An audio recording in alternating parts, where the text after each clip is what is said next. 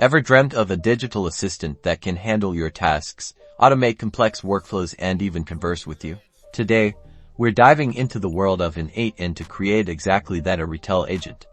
First, you will need to access your N8n platform. The platform makes workflow automation simple and intuitive. Now, let's start by entering your desired node, such as a webhook, to trigger your new workflow. Then, we are going to drag it out of the sidebar onto the workspace. Next, configuring the webhook, click on Webhook Parameters, which will display several configuration options. We need to name and configure the webhook by modifying the method to meet our needs. After that, we're going to integrate these actions through Retell, which will provide the functionality behind a Retell agent workflow. After that, enter some of the input as it relates to the context of the automation use case. Connect the webhook node to your Retell node. We will now configure our Retell component. You begin this configuration by adding another node by again dragging it from the sidebar and selecting it.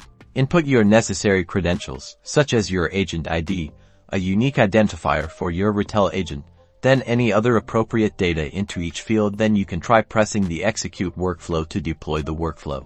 And just like that, your Retell agent is now live and ready to automate functions, to give you the power to automate just about anything. Now go on and experiment, build and automate with N8n.